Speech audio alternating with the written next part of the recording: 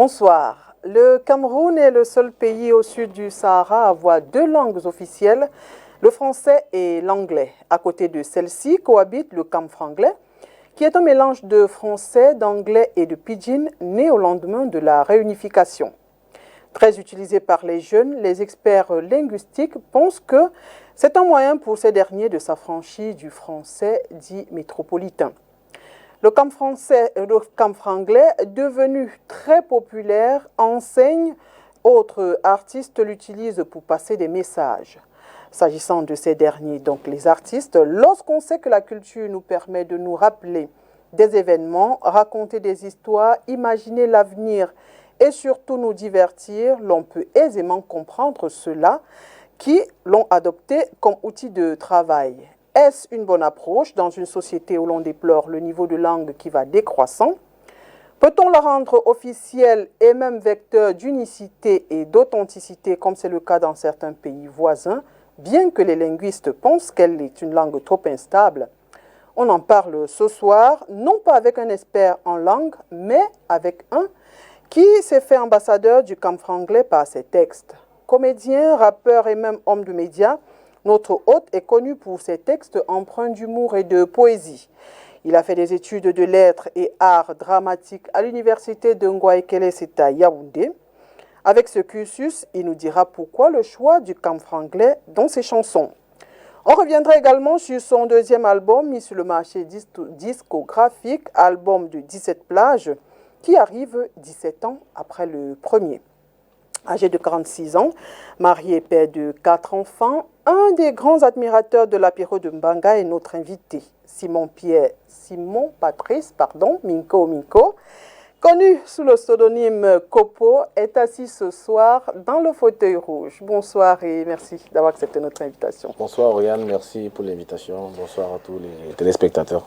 Alors, je ne vais pas passer par quatre chevaux. Pourquoi Kopo? Moi, je vois Simon Patrice, je me serais attendu à un SP2M, un truc de ce genre, mais pas Kopo. Pourquoi Kopo? Parce que c'était facile à prononcer. C'est une idée de mon premier producteur, Blick Bassi. Avant, mon petit nom d'artiste, enfin, je rêvais de me faire appeler Pat Condor, parce que l'un de mes prénoms, c'est Patrice. Et que tout le monde m'appelle Patson, Pat, tout ça. Et le condor, je crois qu'il était un oiseau hyper rapide, hyper figurant, félin, enfin pas félin, hyper malin. Donc je me disais, ouais, je serais un artiste qui a un peu l'esprit du condor. Enfin, voilà, c'est dans ce délire-là que j'étais. Après, il m'a dit, oh, ouais, c'est pas mal, mais bon, ça fait bizarre. Que penses-tu de Kopo? Je n'étais pas d'accord au départ. Il a écrit comme les cops de Ngouaekele, C-O-P-O. J'ai dit non, on va casser un peu. J'ai mis un K, un O, un 2P pour faire un peu, pour faire différent, parce que je suis le copain de tous ceux qui m'écoutent, je suis le copain du peuple, je suis le copain de mes fans, mais le copain qui châtie bien parce qu'il aime bien. Donc dans mes textes, parfois on va trouver un mec engagé, on va trouver la satire, parfois je serai sarcastique, mais toujours avec... toujours enrobé d'humour pour que le message passe sans trop choquer. Donc, Kopo, c'est pour dire copain, en fait. Voilà, le copain, le copain, voilà. Très bien. Bon, je reste dans... Ça se dit dans le langage courant, mon copo, c'est mon cop, c'est mon copo, c'est mon dieu. Oui, on comprend bien qu'il s'agit du anglais. Je vais rester un peu dans les définitions. Ebotan, qu'est-ce que ça veut dire? C'est la bénédiction en boulou, au singulier. D'accord. Voilà, donc, vous êtes une bénédiction ou qu'est-ce c'est ce que ma mère, c'est ce que ma mère m'a dit au moment les plus durs où j'avais perdu espoir de rebondir. Elle m'a dit, tu craques pas, tu as tes valeurs, tu ne te trahis pas, tu ne te prostitues pas, tu ne fais pas de mauvais choix, ne va pas entrer dans ce que ton père et moi on t'a jamais appris ou montré. Tabé Evo, Onebotan, reste tranquille, tu es une bénédiction. Ah, ça, ce sont des paroles assez lourdes et chargées. Alors, parlons donc de cet album-là qui a 12 titres, mais 17 plages au finish. Moi, je veux comprendre. 12 titres, 17 plages. Il s'agit de quoi? Il s'agit de faire voyager ou d'offrir tout un univers à celui qui écoute l'album. Moi, j'appartiens à cette génération, j'ai envie de dire transgénérationnelle. Bon, si je peux me répéter, je suis transgénérationnel comme artiste, je sors de la génération des albums et j'entre bon gré mal gré dans celle des singles. Et nous, on sait quand on écoutait l'album qu'il y avait une introduction, surtout les albums de hip-hop, il y avait un intro, un outro, interlude, juste pour mettre un peu d'ambiance. C'est un peu comme dans les spectacles, un peu comme chez vous à la télévision où il y a des jingles, il y a des petites rubriques, des choses comme ça, mais il y a le topic qu'on suit tout au long du programme. D'accord. Je vais un peu parler de... Je vais revenir sur ces 17 plages-là parce que il y a un titre, je n'ai pas très bien compris ce qu'il fait dans les 17 plages. Parce que c'est, j'ai envie de dire, c'est le making-of. Dans l'album, est-ce que c'est une place, est-ce que c'était nécessaire de mettre, je ne sais pas si je vais appeler ça chanson. Bon, peut-être, je vois les artistes, ils font ça. Ils font une espèce de SAV, le service après-vente, quand ils ont commis un album. Parfois, même, on vous met le making-of avant le produit pour montrer comment on s'est marré, comment on s'est raté des fois. Je vois aussi ça à la fin de certains films, où pendant que le synthé défile, on montre les ratés. Tout ça. Je me suis dit, ouais, ça serait marrant qu'ils sachent à quel niveau j'ai buté, j'ai respiré, je me suis mêlé les pinceaux. J'ai trouvé ça marrant. Tu vois, la musique qui est en fond, on fait des dessins animés. Et puis bon, j'ai pensé aux enfants. Et puis c'était une super pensée parce que mes enfants se régalent, c'est leur titre préféré. Le mec qui offre, comme ça, ils ont le temps d'imiter papa, de voir comment papa n'est pas si parfait que ça. Bon, il faut aussi dire que dans cet album, il y a un peu de tout. Il y a des chansons, il y a des textes poétiques qui sont dits, avec un fond de musique. C'est ça le slam? Ou pourquoi ce choix déjà? J'ai souvent eu des soucis d'audibilité dû à ma nature de bègue. C'est-à-dire que je ne veux pas qu'on s'apitoie sur moi, mais j'ai souvent eu des problèmes de gestion de souffle. Et j'ai eu un parent enseignant qui disait, écoute, je suis bègue, mais j'ai réussi à être professeur d'anglais et d'allemand, donc à tenir tout le temps des auditoires en haleine. Donc, c'est toi le sous-préfet, c'est toi le préfet. Bon, il prenait ces exemples parce qu'il travaillait très souvent dans des chefs d'arrondissement, de département, dont il disait c'est toi le sous-préfet. Et on sait ce que ces gens représentent dans la localité, c'est des rois, c'est des petits papes, tout ça.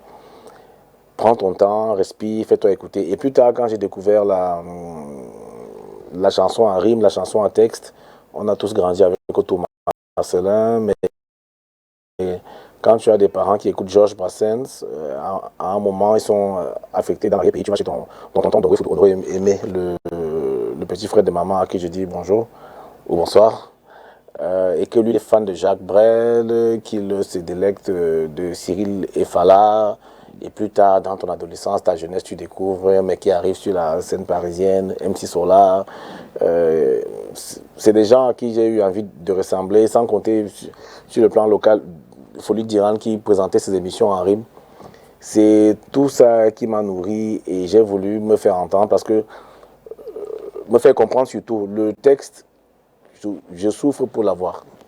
On a beau être inspiré, on peut être génial, mais pour que ça s'aligne, parfois c'est des nuits blanches, parfois on n'est pas inspiré, parfois c'est la feuille blanche, tout ça. Donc je me dis souvent pourquoi les gars ils passent le temps à souffrir pour aligner de belles rimes, de beaux textes et après ils les avalent eux-mêmes avec une mauvaise diction. Donc n'ayant donc pas le débit d'Eminem, de Busta Rhymes ou bien du jeune ténor, moi je vais slowly. C'est pour ça. Est-ce que également ici on ne doit pas voir de l'inconstance, comme il est question dans le titre Mon Oui? Est-ce que c'est de ça qu'il s'agit également? Ouais, le titre Mon Oui, l'introduction de l'album avec Alain Belibi. Ouais, c'est, disons, je lui ai dit de me parler de moi. D'accord. Donc c'était ça l'idée. Je voudrais pas sortir de ta question parce que je ne saurais défendre mon inconstance. C'est une évidence. Je dis souvent pour marrer, pour rigoler un peu que oui, j'appartiens à cette famille-là, on ne se refait pas avec Daniel Wood, Sam Bene, nous faisons des albums tous les 10 ans, mais on a la prétention de faire de super albums. Nous avons notre patriarche, Essoé Somba. Nous sommes cette caste d'artistes-là qui prend un peu trop leur temps. Après, je préfère une bonne absence à une mauvaise présence. La chanson avec Lady Ponce est prête à enregistrer depuis 2012-2013. Mais tout le temps, quand elle me disait, mais où est notre chanson, où est notre chanson, je n'avais pas la logistique pour l'accompagner. Parce que c'est une belle œuvre et que je ne voulais pas qu'elle reste là. Dès que je fais 2-3 FM, dès que toi, Oriane, tu me donnes la chance de me recevoir ici, après, je ne peux pas la pousser vraiment. Donc, quand Maud Namassé est présenté, je l'ai mis dans. Donc, oui, inconscience peut-être, et peut-être parce que l'homme est. On doit un divers et on doit un. On dira dispersé, mais moi je dirais que je suis diversifié. On doit un divers, comme tu dis. Je fais un peu de cinéma, je fais de la chronique, je fais ceci, j'ai mes états d'âme. Là, je suis chagriné, j'ai le gourmand, comme on dit. Je veux plus écrire pendant 2 textes. La vie. Parlant donc de ce titre-là, Mon Oui, oui. Vous avez demandé à Alain Belibi de parler de vous. Moi, je veux comprendre pourquoi le choix de Alain Belibi. Parce que c'est un journaliste de renom, parce que c'est quand même Alain Belibi. De le retrouver dans ce texte-là, j'avoue que ça surprend un peu. C'est ça un artiste aussi. C'est ça, moi j'aime être ce genre d'artiste qui surprend là.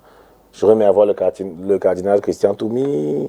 Je me souviens avoir dit à un aîné, il y a quelques années, pourquoi Paul Biya est trop carré comme ça dans ses discours pour s'adresser à la jeunesse? Pourquoi il ne ferait pas des SMS, des choses comme ça? Ah, tu te prends pour qui? Le président, c'est ton copain pour te faire des SMS. Quelques temps après, on a commencé à avoir des SMS. Donc, je ne vais pas me tarir en disant que c'était mon idée, mais je pense que les choses peuvent être faites de manière plus digeste, de manière moins procédurale, pour que ça intéresse vraiment la masse. Oui, que ça touche tout le monde. Voilà. Alain Belibi, il a eu la malchance, entre guillemets, d'être dans le même groupe WhatsApp que moi. J'étais d'abord très honoré d'être dans le même groupe que lui. Je m'inventais au quartier en disant je suis dans le même groupe qu'Alain Belibi. Et un jour, dans les groupes WhatsApp, ça parle de tout et de rien. J'ai raconté une connerie comme apparemment j'essayais bien en faire. Et il m'appelle, il me dit j'adore te lire. J'adore te lire, ça monte, ça descend, ça surprend. C'est un style tellement, c'était quoi le mot, décalé, mais j'étais waouh. Je me souviens quand j'ai raccroché, j'ai appelé direct mon cousin réalisateur Lionel Namé en disant tu ne sais pas qui vient de me dire qu'il adore ce que je fais. Alain Belibi, pourquoi je n'ai pas enregistré l'appel? Et quand il est arrivé que je me projette dans l'album en disant il faut une introduction, je ne voulais pas qu'un rappeur le fasse, tout ça. Je ne voulais pas qu'un parent le fasse. J'ai pensé à la collaboration Doc Gynéco Bernard Tapie, qui à l'époque était ministre de la ville, qui a pu faire une chanson C'est beau la vie avec Doc Gynéco. Je me suis dit, bon, en attendant un jour que du côté des Toudi, qui comprennent que Paul Biya peut faire une chanson en featuring avec un artiste pour mieux passer le message d'unité, de ceci, cela, moi je vais attraper quelqu'un qui représente les institutions, le sérieux, la voix officielle.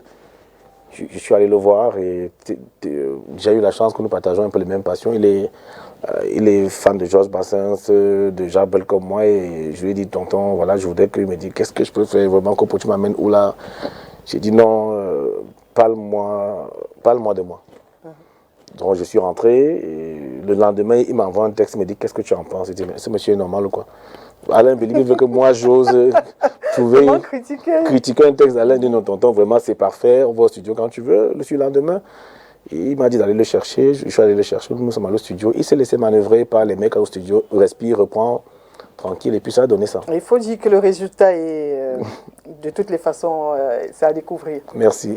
Merci. Alors parlons de featuring dans cet album, il faut dire qu'on a Alain Belibi, on a Lady Ponce, on a Magasco, Henri Dikonguet, Donny Elwood, Isnebo, des styles différents quand même. Qu'est-ce que vous recherchez quand vous les associez tous dans un album? À la base, sauf le cœur de Piccoli que je ne connaissais pas, je précise que je n'ai pas donné tous les noms. Ouais, le cœur de Piccoli de Messama Ndongo, c'est une chorale d'enfants du côté d'Odza. Je vous cherchais une chorale d'enfants. Je me souviens avoir lancé dans les groupes WhatsApp. Je veux l'adresse d'une bonne chorale d'enfants. On m'en a donné 2 ou 3, évidemment, j'ai triché. C'était à 500 mètres de chez moi, donc j'ai fait ça facile. Mr. Sto, qui intervient dans Miséricorde. Je n'ai fait des collabos qu'avec des gens dont je suis fan. J'ai voulu vraiment que ce soit artistique. J'ai voulu garder l'enfant que je peux être, que je devrais être. Vous avez repris une chanson de Georges Brassens également. Oui, Sainte Margot. Oui. Voilà. Il était important pour moi de garder l'enfant. Parce que le génie, c'est l'enfant qui ne... Le génie, c'est l'enfant qui fait des choses sans calculer. Ouais. C'est ça le génie. Un peu l'insouciance. Voilà. Donc quand on réussit à garder cet enfant malgré le poids du temps, on est un génie. Parce que très souvent, les enfants font des choses et on fait waouh. Et dans des familles où on ne sait parfois pas interpréter les choses, où on les canalise mal, on dit mais l'enfant, c'est peut-être sorcier. Hein. Il a l'esprit de son grand-père alors qu'il est juste génial. Non, c'était ça. Maintenant, comment je les ai castés? Oui, c'est ça, c'est vraiment... En écrivant une chanson, tu penses, telle pourrait être bien ici, telle pourrait être bien là-bas. Bon, très souvent, c'est elle qui marche en ce moment, mais moi, je n'ai pas vu les choses comme ça. J'ai eu parfois des critiques sur certains invités. Sur Denis Goudon m'a dit, oh, le papa là, attends, tu n'as pas invité. Qu'est-ce qu'il vient faire ici? Il n'a pas trop le buzz, il n'est pas d'actualité. Je dis, non, moi, je fais une œuvre artistique. Après, je ne suis pas là pour calculer, mais si vous voulez l'actualité, il y a Magasco qui est dans l'album, il y a Lady Ponce, il y a comment il s'appelle il y a Henri Dikong, il y a les deux là, si vous voulez des super actuels. Mais c'est comme, j'essaie de répondre aux invitations de connexion. On peut me dire, écoute, tu vas faire une chanson avec Bébé Philippe parce que c'est lui qui marche. Là, maintenant, on te met avec Théodore parce que c'est lui qui marche. Oui. Mais là, j'avais vraiment le temps. Et je remercie encore Molbinama International parce qu'ils n'ont pas envoyé quelqu'un me surveiller en studio, surveiller. Il a invité qui, pourquoi, qui, non. C'est qui tu as invité, ils m'ont fait confiance totalement et j'ai pu travailler dans ce sens. Je dis merci à tous mes invités. Personne ne m'a parlé d'argent. Aucun label ne m'a compliqué la vie. Tout le monde a été d'accord. Opération facile, je veux dire regrouper tous ces artistes-là. Est-ce que ça a été facile pour vous? Oui, et ça ne veut pas dire que ça le serait pour quelqu'un d'autre. C'est justement, c'est pas ce que j'ai dit. Je veux juste savoir, parce que quand on voit ces noms, on se dit, est-ce qu'il a trimé? Est-ce que c'est pendant... Est-ce que... Je ne vais pas dire que ça justifie les 17 années d'écart, hein, mais est-ce que ça a été facile? Parce que c'est mes gens. Parce qu'ils ont des agendas et tout. Oui, mais parce que c'est mes gens. Ok. Henri Dikong est le seul avec qui j'ai travaillé à distance, mais tout le monde a été physiquement là. D'accord. Mais il faut dire que c'est pas la première fois. Vous êtes un peu coutumier du fait, je veux dire, dans le premier album déjà, il y avait plein de collaborations. Est-ce qu'on doit comprendre que c'est votre marque et sinon, pourquoi ce choix? J'espère surprendre. Parce que je peux travailler un secret. Le patron du label m'a dit l'autre jour que d'accord, c'est bon, l'album est là, on fait la promo, les clips arrivent, tout ça là. Mais c'est quoi cet artiste-là qui n'est pas tout le temps en studio? Donc on commence à revoir d'autres chansons là pour qu'on puisse rebondir très, très rapidement. Alors, je ne sais pas, ça sortira en 2023, 2024, 2025, 2026, j'en sais rien. Mais toujours est-il que je ne suis, pour le moment, je ne suis plutôt libre tout seul, tout libre comme avant. Je crois que si j'avais été dans un label tout ce temps avant, là, je n'aurais pas pris autant de temps. Parce que le label, c'est des engagements, c'est du... Voilà quoi. D'accord. Toujours au sujet de ces collaborations, hein, je veux bien comprendre. Lorsqu'on sait que beaucoup d'artistes tirent le gros de leurs revenus des concerts, comment est-ce que vous faites si par exemple vous voulez faire un concert? Comment vous faites donc avec ceux avec qui vous avez fait la collaboration, sachant justement qu'ils ne seront pas tous là, ils ont des agendas, ils sont même hors du continent. Comment est-ce que vous faites? Est-ce qu'il y a un plan B? Ou Toujours. Sinon, Toujours. Il y a beaucoup de gens qui ont mis beaucoup de temps jusqu'à présent. Certains ne savent pas que J'en ai marre, c'est avec Charlotte Dipanda.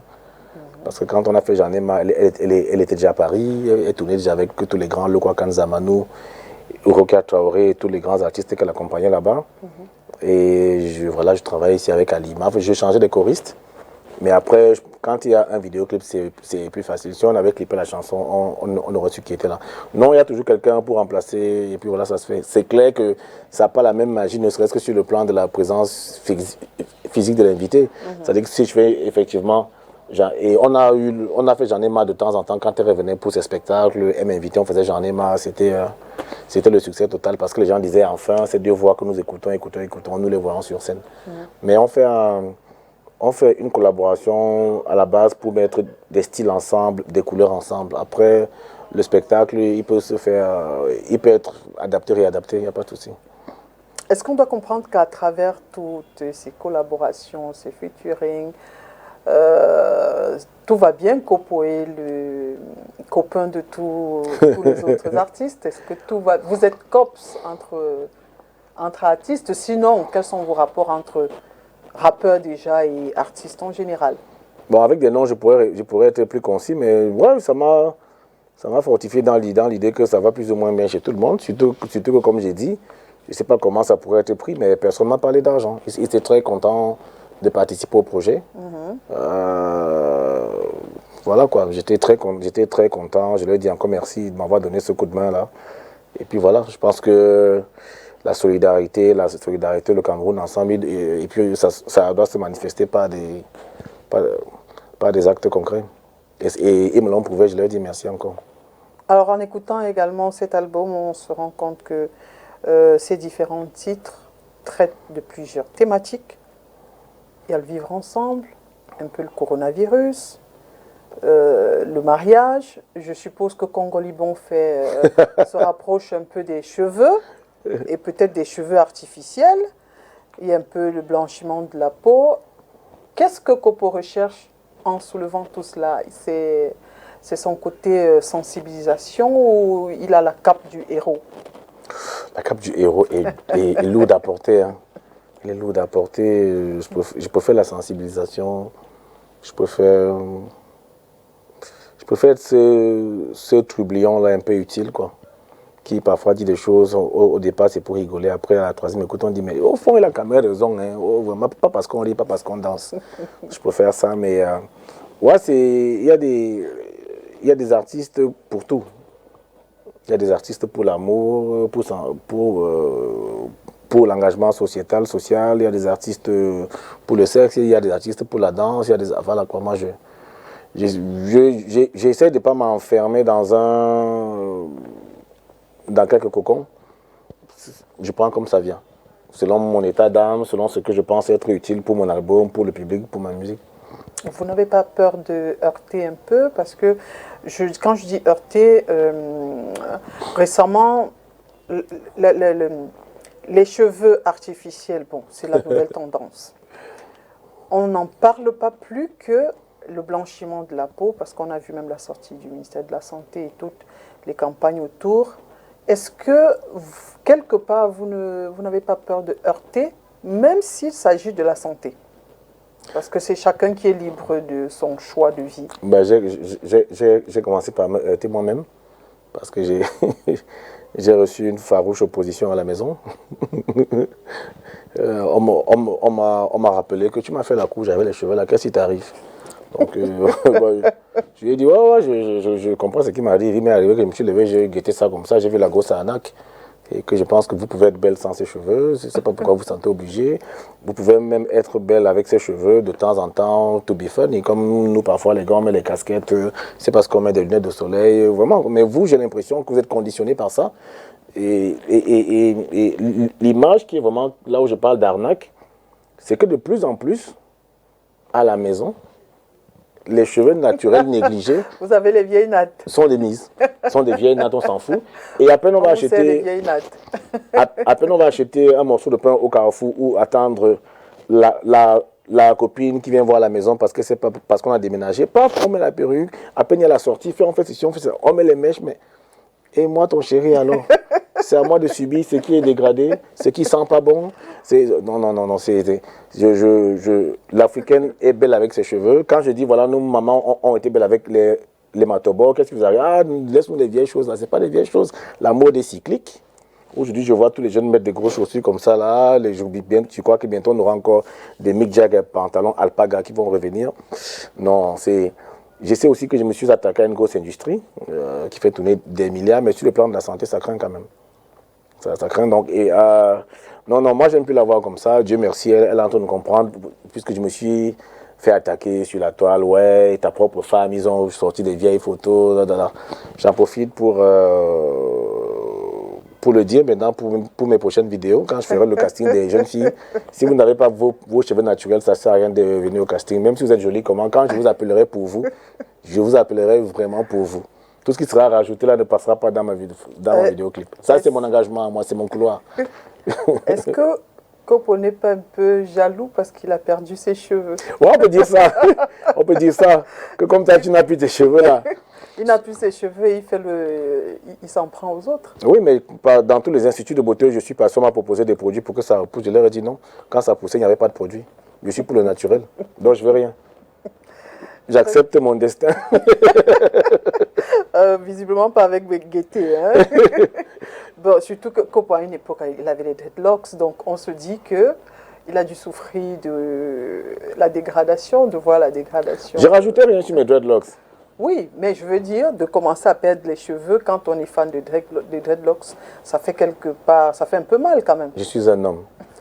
Les hommes ne pleurent pas. Un homme, quand ça voit une femme, ou quand ça la touche, ça adore caresser les cheveux, c'est évident. Je sais ce que les cheveux représentent pour les femmes, mais nous avons aussi des cheveux naturels qui peuvent être allongés. Mais non, on m'a dit que ça coûte plus cher. C'est ce qu'on m'a sorti. L'entretien coûte plus cher, alors que ça, avec ça, on pose rapidement, on dit que non, si. Il faut balancer par autre chose, c'est tout.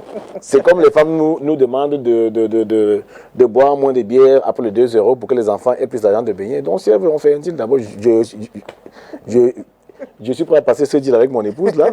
Si elle veut, je vais plus aux 2 euros. Et puis, plus jamais les cheveux artificiels.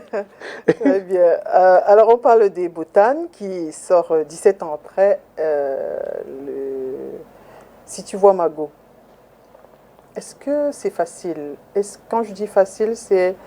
Est-ce que selon Copo, son public est resté 17 ans plus tard? Ouais. Un peu, je ne dirais pas dépité, mais un peu fâché, ce qui est normal, un peu déçu, ce qui est très normal, mais ils sont restés. Ils sont restés, je le vois, même quand je fais des vieilles chansons, je le vois quand Botan est sorti, l'engouement qu'il y a eu sur Boomplay, qui a été la première plateforme à avoir publié l'album. J'ai même reçu un prix, un petit lot de félicitations de la plateforme Boomplay, 50 000 écoutes en 2 jours, je crois 250 000 je crois, en 1 semaine, je ne sais plus trop. Mais il y a eu vraiment un gros engouement. Là, nous sommes à près de 1 million d'écoutes en véritable promo, puisque c'est maintenant que je commence à faire le tour des médias. Voilà. Oui, je pense qu'ils sont là, mais après, ils ont... En 2004, je pense qu'ils avaient moins de choix que maintenant. Il y avait Copo, Bantou, Possi, Crotal. On était une dizaine là, quand même, à être intéressant, plus ou moins. Là, on est une centaine. Ça pullule de partout. Des talents naissent tous les jours. Des belles chansons apparaissent à la télé, dans les réseaux sociaux. Et c'est bien, ça fait vivre le mouvement. C'est une très bonne chose. Et ça permet à nous, les anciens, aussi, de nous remettre en question, de vraiment batailler dur pour résister encore. Justement, quelle est la stratégie pour conquérir et même maintenir ce public-là 17 ans plus tard? Où vous vous êtes dit, bon, ça va, parce qu'ils m'aiment, ils vont me suivre? Pour moi, la stratégie, c'est rester soi-même et en même temps savoir fonctionner avec le temps. Quand je parle de fonctionner avec le temps, c'est les nouveaux outils de télécom, les NTIC. C'est ces plateformes dont je parle.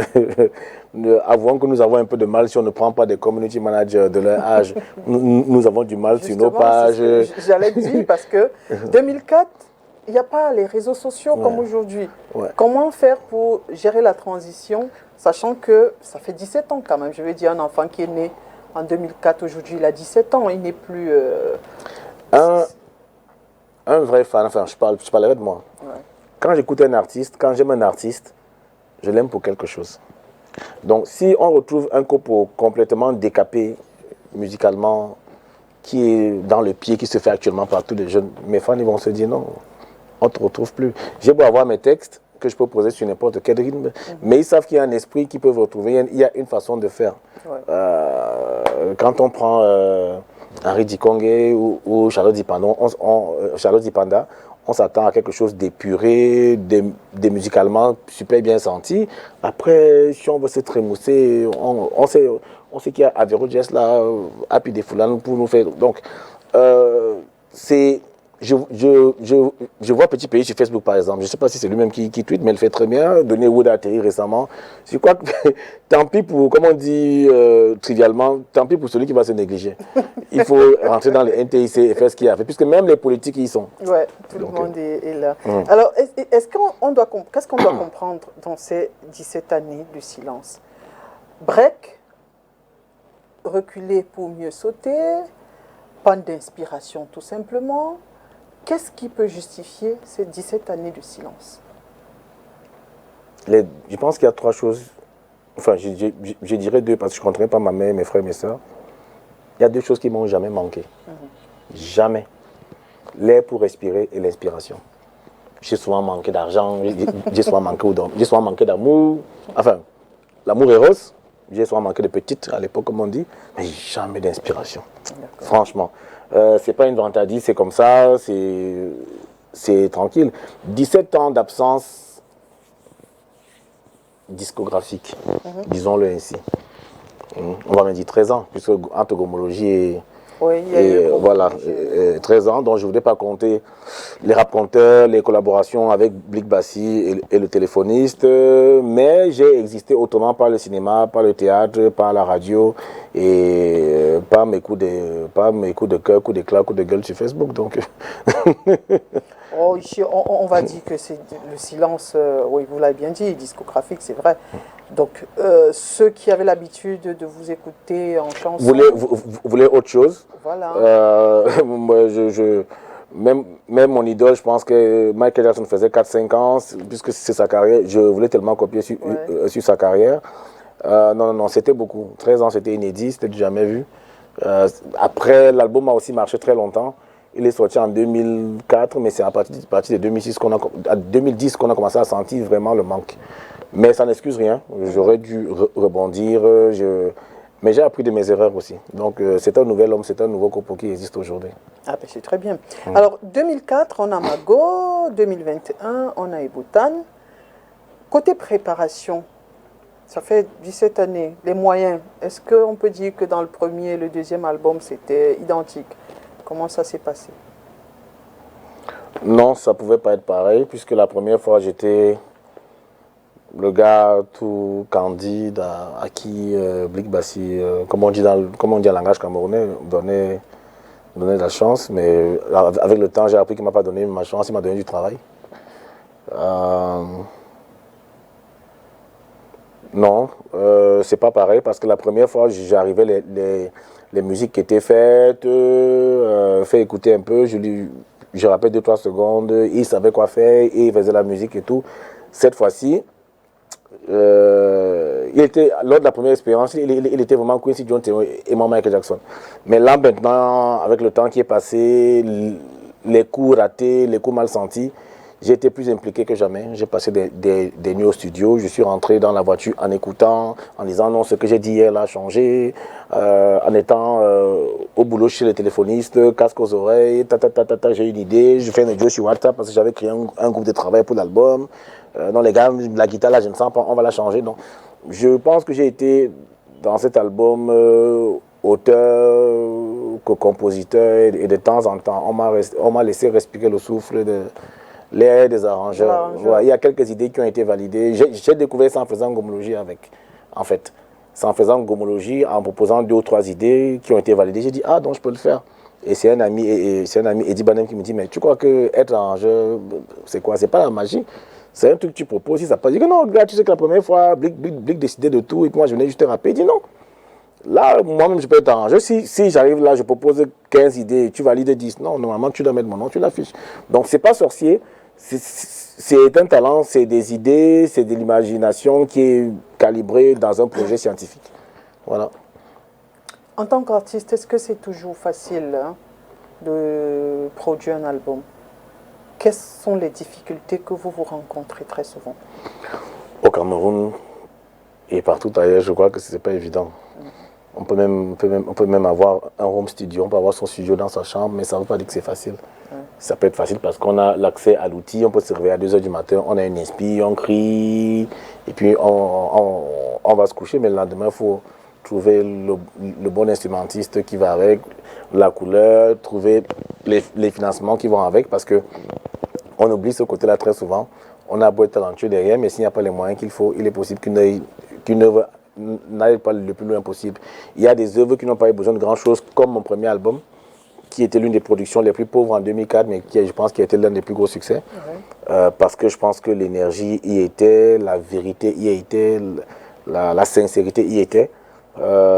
Après, dès que vous faites un nom, on vous fait plus beaucoup de cadeaux. Que ce soit le public et même tous les paramètres qui vont autour d'une production, les médias. Parfois où tu es arrivé, tu étais jeune, on a eu pitié de toi, que le petit là, quand même, il se cherche encore. Ça devient un peu, surtout dans notre contexte, il s'est acheté une voiture, maintenant il passe, il ne me voit même plus. Il va payer la promo maintenant. Donc, c'est pas facile, mais je pense que le plus important, c'est le talent et surtout le travail. Quand on a ces deux-là, c'est bon. Donc moi, je pense avoir du talent, mais je n'ai pas été très travaillé à certains moments aussi. Alors la question, je la pose partant de votre dernier album, confié à un artiste pour arrangement, mais qui par la suite, ça ne s'est pas passé tout à fait comme il fallait. On ne va pas faire le procès, mais je voudrais comprendre quels sont les rapports, comment est-ce que ça se passe très souvent quand vous décidez, voilà, on va se mettre ensemble pour la sortie d'un album. Comment est-ce que ça se passe en général? Quand il a failli rebondir avec le deuxième album, j'ai eu beaucoup de chance. J'ai eu une sœur, Madame Djenabou, qui était ma collègue chez le téléphoniste, que j'évite de citer parce que que tout le monde connaît. Alors on joue dans son bureau encore en pleine situation de travail. Il me dit, mais c'est même comme avec la musique. Il dit que madame, c'est pas un souci. Si vous mettez un peu les ronds là, je vous sors ça même demain. C'est sérieux, sérieux. Appelle-moi demain à 8h30, on est parti. Elle était directrice commerciale marketing, donc on allait voir le grand boss. Donc, elle m'a introduit, voilà, je me suis retrouvé devant mon boss, j'ai commencé à bégayer parce que bon, les gens perdent leurs moyens quand ils sont parfois en face de moi. Moi aussi, ça m'arrive. Je bègue déjà, donc ce n'est plus un problème. J'ai commencé à bégayer. Heureusement, j'étais accompagné par mon frère Lionel Bianjo qui a pris la parole pour moi, qui a fait comme ces communicateurs là qui viennent parler pour des artistes de Bikouti, comme s'ils ne sont pas là à l'école eux aussi. Donc, il a tout introduit et voilà, le boss a validé le projet. Donc, j'avais les moyens de travailler avec qui je voulais. Ça, c'était la base. C'était la grande joie. C'était la délivrance après tant d'années d'espoir. Parce que quand on a eu le succès de Si Tu vois Mago, on ne s'imagine même pas avoir des soucis de suite. Mais à un moment, je me suis trouvé très, très, très ambitieux. Dans ma jeunesse aussi, j'ai parfois comparé mes projets à certains en disant « Ouais, mais ce producteur a mis 15 millions sur tel projet que je sens moins intéressant que le mien. Cet artiste a moins de notoriété que moi. Moi, je veux 20, moi, je veux 25. Après, on me trouve...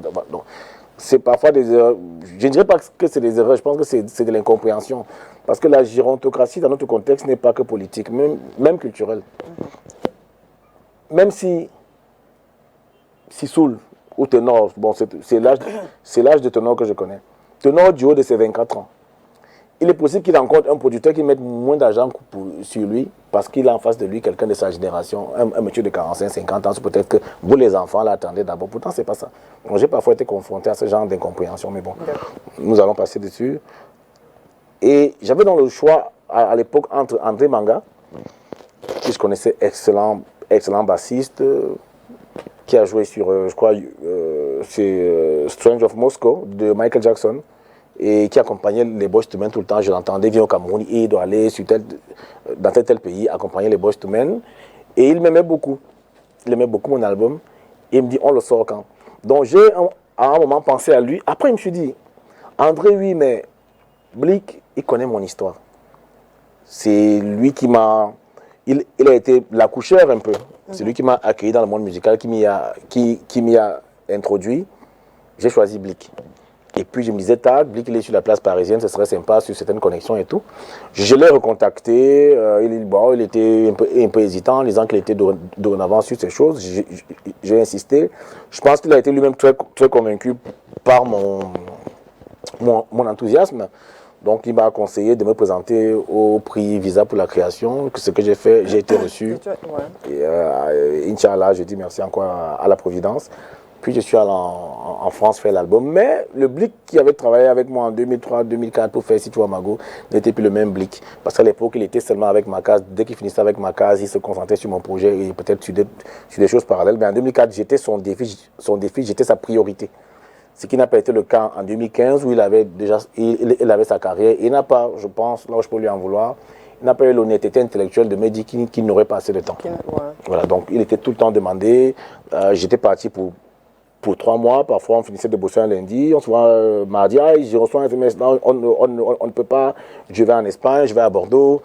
Donc, on a fait les prises de voix seulement. Il était question qu'en rentrant au Cameroun, il m'envoie la suite du projet. Bon, je lui faisais confiance, c'est Blick. Tout ce qu'on avait fait jusqu'ici était magnifique. Tout ce qu'il faisait jusqu'ici était magnifique. Bon, lui seul sait ce qui s'est passé. J'ai eu des retours qu'il se défend en disant qu'il avait une autre démarche artistique, une autre couleur qu'il voulait apporter à mon album. Mais moi, je ne me retrouvais pas.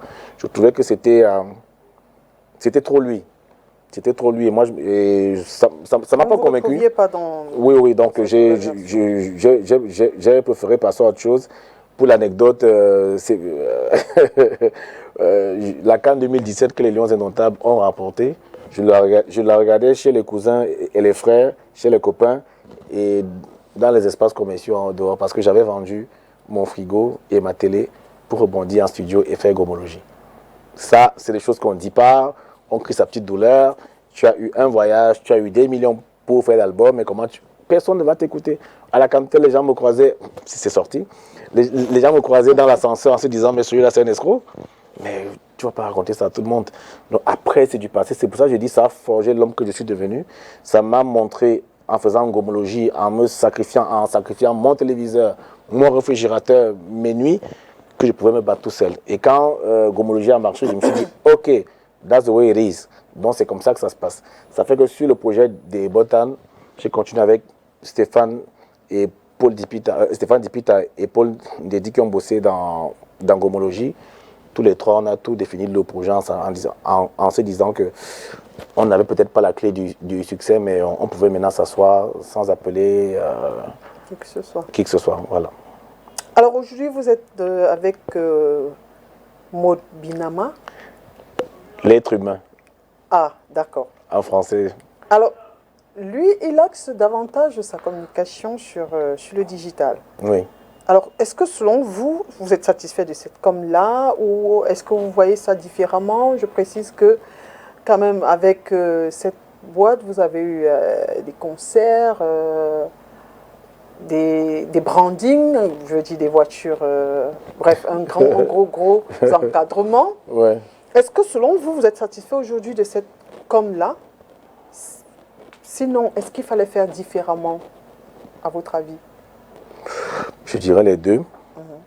Je dirais les deux. Parce que, comme tu dis, l'axe a été d'abord le digital, certaines plateformes, l'étranger, avec comme argument non négligeable et malheureusement vrai, c'est que le digital dans la sous-région, c'est ça, mais sur le plan de la vérité pécuniaire, c'est pas trop ça. Donc il a fallu aller vers d'autres marchés. Ce qu'il a essayé de faire, je pense que c'est même ce qu'il a bien fait. J'ai eu des retours de ma chanson dans des espaces en Espagne, au Portugal, au Venezuela, en Argentine, partout, où les gens la dansaient, l'écoutaient, la streamaient. Maintenant, la promo classique a été retardée par 2 ou 3 choses. Parfois, ça a été ma faute parce qu'ils ne voulaient pas clipper un mec qui avait pris des kilos qu'il fallait renvoyer en salle de sport. Parfois, c'est la canne qui est arrivée, on va attendre un peu. Après, juste quand on veut se lancer, on perd quelqu'un de très important au sein de tout le... On perd un parent important au sein du label. Oui, donc maintenant c'est lancé, je préfère ne pas regarder derrière, ne pas avoir du recul. Peut-être qu'on a perdu du temps, mais je ne dirais pas ça. Je dirais on a choisi une autre stratégie en fait. Après des histoires de non, tu vas en salle de sport, ouais, je suis allé en salle de sport, j'ai fondu parfois, et puis après avoir fondu, c'est des événements qui arrivaient. On a retardé sciemment la promo parce qu'il y avait la canne par exemple. Alors, puisqu'aujourd'hui on fait, il faut aller avec les réseaux sociaux. Moi, j'ai envie de savoir, quelle est votre cible aujourd'hui? Est-ce que c'est la même? Et est-ce que, selon vous, avec cet autre album, vous avez l'impression que la cible a été touchée? La génération actuelle, comme je le dis souvent, elle n'écoute pas beaucoup la musique. Qu'est-ce qu'elle fait? Elle regarde la musique. On a plus facilement des vues sur YouTube. Il faut à tout prix passer à Trace, si vous me permettez de citer, Trace Mbo Africa, tout ça, pour se faire connaître, ce qui est légitime. Mais la radio, ils sont plus nombreux, par exemple, à écouter la radio, alors qu'avant, les titres se faisaient découvrir par la radio, la cassette. Là, maintenant, même si tu as un titre sur WhatsApp et qu'il n'y a pas le lien du clip, c'est pas trop évident. Donc, je pense qu'il faut être conscient de ça. C'est pour ça que nous avons fait Laisse comme ça. Qui, même si le clip vient de paraître il y a 1 mois, ça fait 9 à 10 mois qu'il est tourné. mais le label n'était pas content de mes joues. C'est pour ça qu'ils ont bloqué le clip un moment. Après un moment, ils se sont dit, bah, tant pis, c'est ta carrière. Je leur dis, mais ces clips-là sont connus depuis Gomologie, il faut les laisser. Ils savent qu'il y a un gamin qui est arrivé tout sec, tout frais, et puis un homme maintenant qui est assis. Donc, il faut vraiment s'adapter, travailler avec les NTIC, mais c'est beaucoup de communication sur la toile, sur différentes plateformes. C'est pas évident pour les artistes qui avaient commencé leur carrière déjà avant, mais c'est possible en s'adaptant, en recrutant des community managers et en écoutant les plus jeunes. Je connais plein d'artistes ou plein de personnalités. Alain Foucault qui disait que c'est son fils qui lui a créé sa chaîne YouTube. Il faut juste... voilà quoi. Il faut actualiser le logiciel en fait. Il faut écouter la génération actuelle. Il faut actualiser le logiciel détenu voilà, par les jeunes. Par les plus jeunes. Alors, je veux comprendre. Laisse comme ça, c'est le titre phare de cet album-là. Pourquoi laisse comme ça? Qu'est-ce qu'on laisse comme ça? Est-ce que c'est bien déjà de laisser comme ça? Il faut laisser comme ça. Il faut laisser le chilling, il faut laisser le tramol, il faut laisser la débauche. Il faut laisser les compas qu'on pointe dans les corps des enseignants. Il faut laisser comment on dit ça, les tablettes qui ne sont jamais de meilleurs professeurs que les cahiers ou que les parents. Que l'enseignant. C'est ça que j'ai envie de dire. Après, chacun, ils font les erreurs de jeunesse avec les outils de leur époque. Donc c'est à nous les parents de gérer. Je suis devenu parent. Mon aîné a 16 ans, je le vois à la maison là-bas. Je lis l'heure moi-même de temps en temps, en tant que parent, comme on dit. C'est pas évident. Donc, il était important pour moi de passer le message pour leur dire que c'est normal qu'ils fassent des erreurs, qu'ils fassent des bêtises, parce qu'il n'y a pas un âge pour les bêtises, même les adultes en font. Si je dis que sinon on aurait un meilleur pays, tu vas dire que ouais, j'y vais déjà trop fort. J'y vais déjà trop fort. Donc tout le monde fait des erreurs, tout le monde fait des bêtises. Mais il est de notre devoir en tant que parents, en tant qu'encadreurs, enseignants, de leur dire stop. Donc c'est ce que je dis dans Laisse comme ça, qu'ils peuvent vivre leur jeunesse autrement parce qu'il y a des erreurs, nous nous reconnaissons dans certaines de leurs erreurs et qu'ils laissent comme ça, qu'ils fassent attention. Et surtout tirer les leçons. Voilà. Alors, revenons, c'était juste une parenthèse, on revient sur Maud Binama. Qui vit depuis peu le départ, sinon la quasi-totalité des artistes, de ces artistes? Oui. J'ai envie de dire que vous êtes comme le dernier des Mohicans. Qu'est-ce qui se passe? Est-ce que vous êtes plutôt très bien traité? Sinon, pourquoi vous restez? J'adore cette question qui me dérange. Enfin, j'adore quand même. Parce que ça me pousse à vouloir parler des autres, mais... Parlez de vous. Voilà. Les autres ne sont pas là, on parle de vous. Nous ne sommes que deux. Maud Binama est arrivé sur la scène musique, sur la sphère musicale camerounaise du showbiz comme le PSG, avec de gros contrats. Avec beaucoup de stars. Voilà, de gros contrats annoncés. C'est pas tous les jours au Cameroun qu'on disait qu'on a signé un artiste 25 millions, 30, tout ça. Donc ça faisait rêver les artistes et même les gens du milieu qui voulaient bosser avec le label. Après, je ne sais pas ce qui s'est passé. Certains se sont trouvés inconfortables, sont partis. D'autres veulent toujours y rentrer. Ils ne vous diront jamais la vérité, mais je suis un peu de la maison. Je sais les maquettes qui tombent là-bas, les mails qui tombent aussi. Donc, je vous ai dit tout à l'heure que la promo m'avait arrangé, enfin la stratégie de promo m'avait arrangé et un peu dérangé aussi. Ouais. Mais pour moi, un contrat, c'est un contrat. Surtout que je n'ai pas toujours obtenu ce que je veux, mais toujours on m'a écouté quand même. Parfois, je n'ai pas été content, ça a été dur, on s'est boudé. Mais oui, mais je n'ai pas oublié qu'avant eux, personne n'a mis les moyens mis sur moi pour le studio, pour le clip, pour le documentaire qui a été tourné pour le survivant, que j'espère sera projeté ici sur STV. Je crois que c'est combien de temps ça fait? C'est près d'une heure, un super documentaire sur ma carrière, sur tout ce qui est arrivé. Et voilà quoi, c'est des gens. Pourquoi après, sur une incompréhension, claquer la porte, aller sur les réseaux sociaux, jouer à la victime? Non, non, non, non. Je pense que chacun fait sa carrière, mais je sais aussi d'où je sors. Je sais, j'ai failli dire, je sais l'opportunité qui m'a été donnée. Je sais que je suis chanceux d'avoir été choisi. Parce que je ne suis pas le seul. On me dira non, tu te négliges, Mobina. Moi aussi, ceux qui ont signé savent que tu as du talent, mais je ne suis pas le seul à avoir du talent. Moi, j'essaie d'être fidèle au club, comme mon petit frère Nicolas Nkoulou. Je vais au bout de mes contrats. Très bien. Alors, parlons un peu des droits d'auteur. Alors, selon vous, qu'est-ce qui ne va pas de votre fenêtre? Qu'est-ce qui cloche chez vous, les artistes? Je ne sais pas. C'est un monde que je connais à peine. J'ai voulu m'intéresser à un moment, mais c'était trop fatigant pour moi. J'avais l'impression que j'allais y laisser des plumes et des cheveux. Je pense qu'ils étaient partis avant. Il y avait quand même un petit bout, il y avait quelques rebelles là, qui ne voulaient pas partir. Je ne sais pas, je pense que il nous faut, dans la société des droits d'auteur, il nous faut notre Samuel Eto'o. Il nous faut un mec qui arrive, qui fait peut-être pas l'unanimité, mais qui fait bouger les choses. Parce que quoi qu'on dise, Eto'o fait bouger les choses.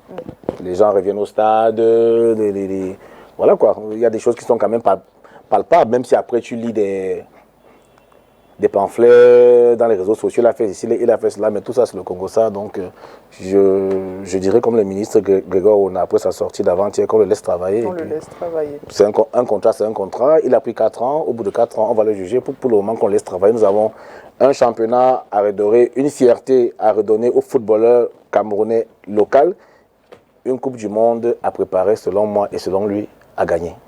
J'ai envie de dire, c'est seulement 4 ans? Je ne sais pas.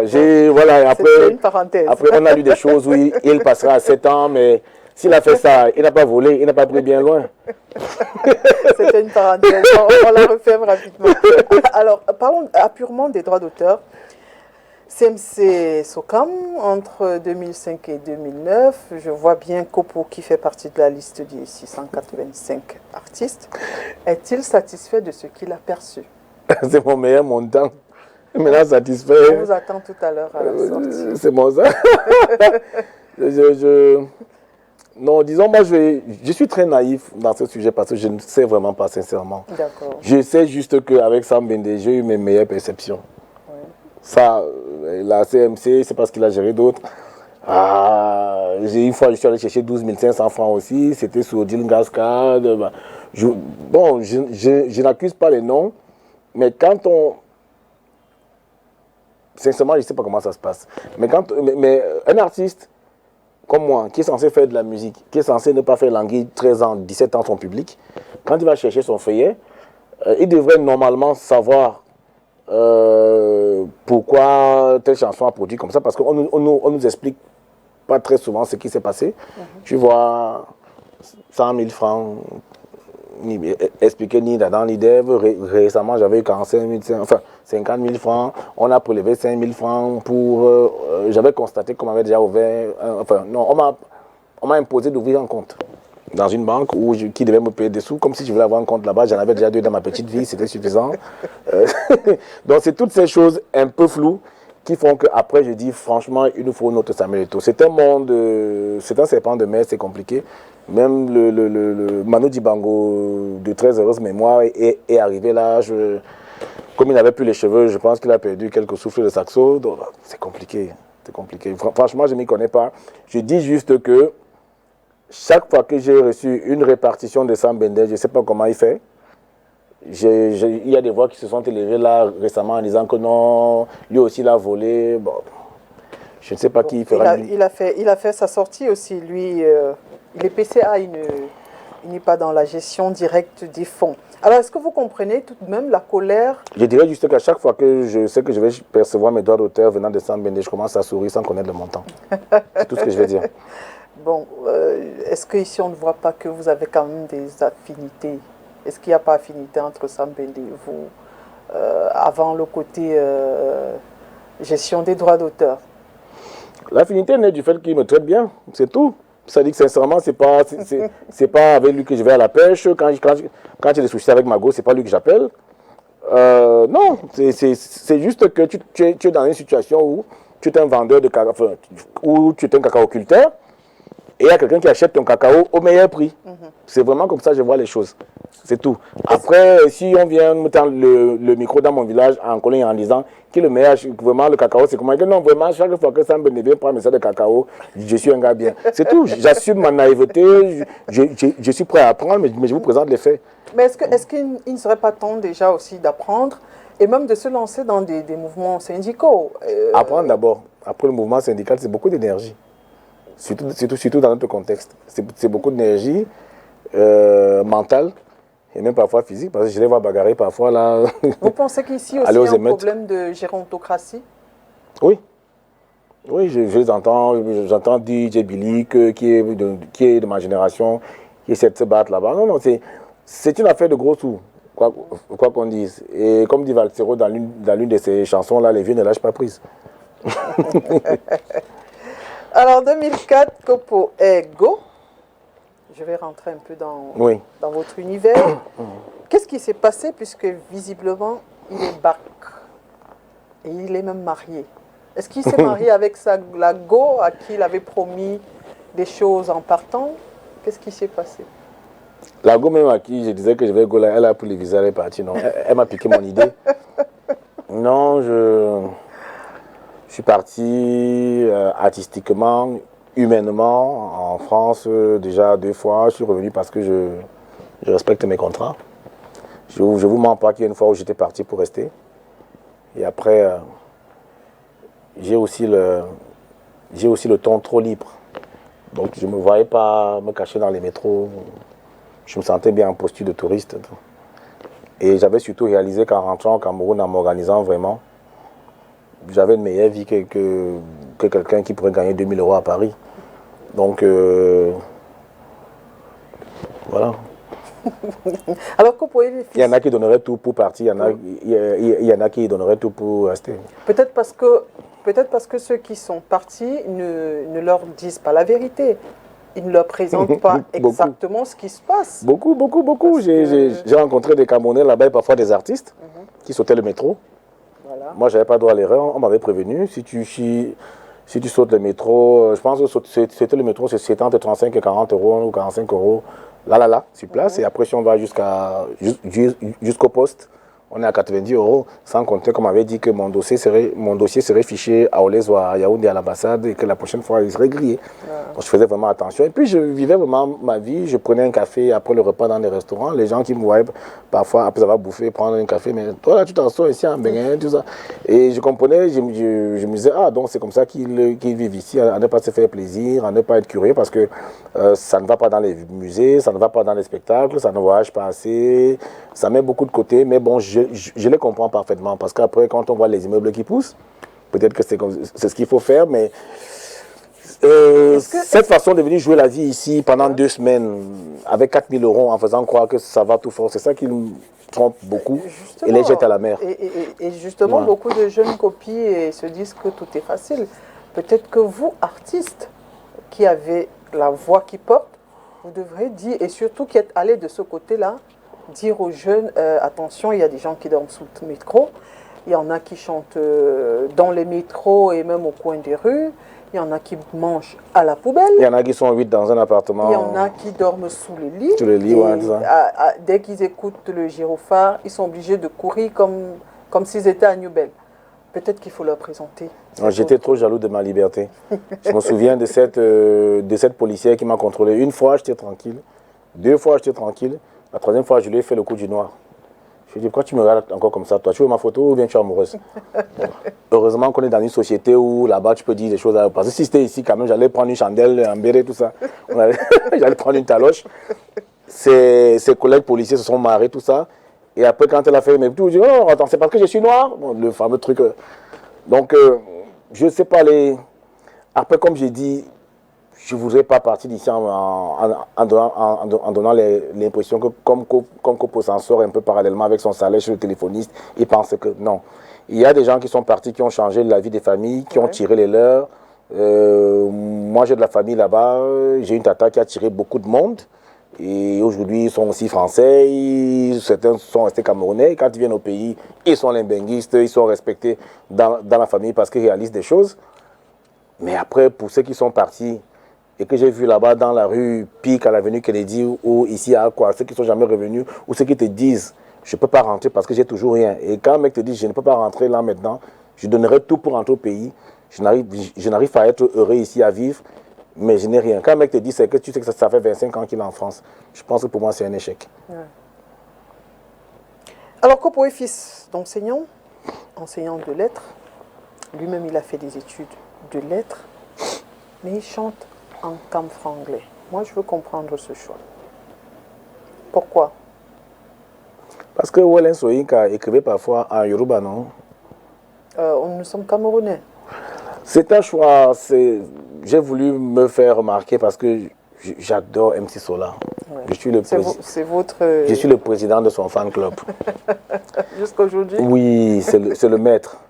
Et je savais que si je vais en français, je vais me faire bouffer par lui. Ouais. Parce qu'il est trop loin, il est très haut perché. Alors je me suis dit non, je vais prendre les mots de chez moi, la couleur de chez moi, comme ça les miens se reconnaîtront et je ferai sonner ça tellement fort que ceux d'ailleurs sauront qu'il y a quelque chose de pertinent qui peut se faire ailleurs. C'est un petit texte là. Moi, peut-être. I do hope so, je fais les wop so. Et voilà, c'était ça la démarche. Et puis vendre le label Cameroun, faire des propositions à la francophonie. C'est avec beaucoup de fierté aujourd'hui que j'ai appris que Yoyette était dans le Laos depuis 2016. Il y a 4 nouvelles locutions d'origine camerounaise qui ont été validées par les immortels de l'Académie française. Donc, c'est Nyanga, ces mots. Parce que parfois, tu prends un mot, tu vois d'origine, tu prends Toubib, tu vois Maghreb, je pense que Gaou était déjà dans le dictionnaire, Lago est déjà dedans, tout ça. Non, c'est... La langue française est une langue dynamique. Elle s'enrichit de plein de choses. Elle reste ouverte à la mondialisation. Et c'est ma prétention à moi de participer afin qu'un jour, quand je reposerai 2 pieds sous terre, qu'il y ait un mot dans le Laos en se disant c'est grâce à Kopo que ce mot est allé aussi haut. Ça va dépasser tous les millions du monde. Alors c'est l'héritage que vous voulez laisser. Oui.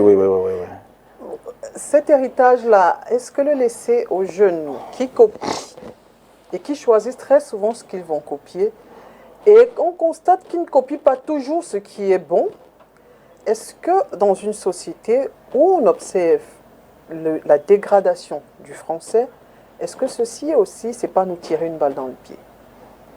Ouais, c'est l'excuse facile qu'on m'a sorti. Je dis facile parce que c'est pas moi qui dois veiller à ce que les enfants révisent à la maison.